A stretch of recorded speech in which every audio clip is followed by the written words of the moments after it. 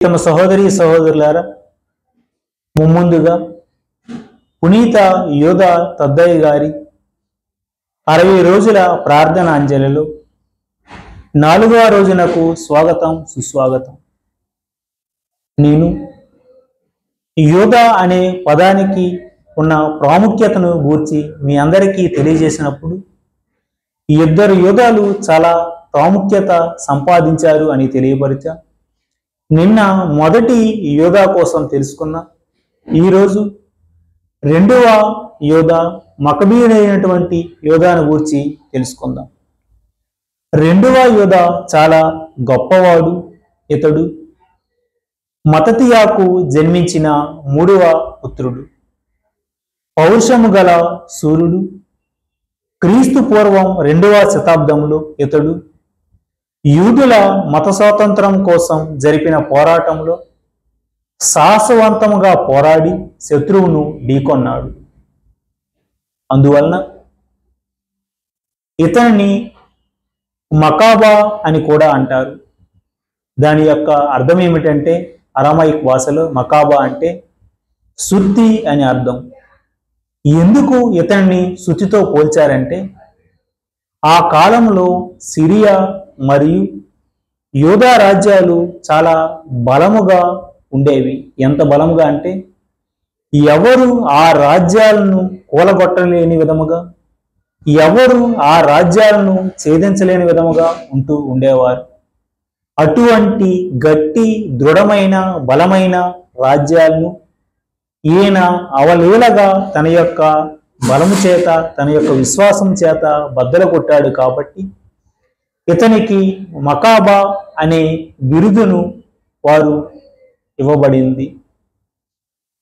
అప్పుడు అన్యదేశస్థుల దురాక్రమణలో ఉన్నటువంటి యెరూషలేము దేవాలయమును ఈయన తిరిగి కైవసం చేసుకున్నాడు.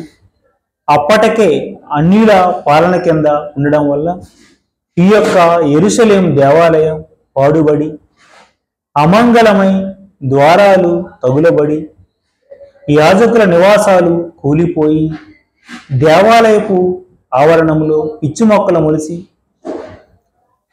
చాలా అశుద్ధముగా కనిపించినది.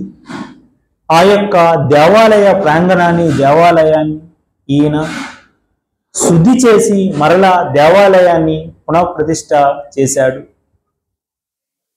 తరువాత కాలంలో ఈయన చేసినటువంటి ఘనకార్యాలను ఘనతను కూర్చి తరువాత తరముల వారు మరి ముఖ్యముగా ఆ యొక్క సినగోగులోను దేవాలయంలోను ఈ యొక్క ఘనతను అందరూ చెప్పుకుంటూ ఉండేవారు.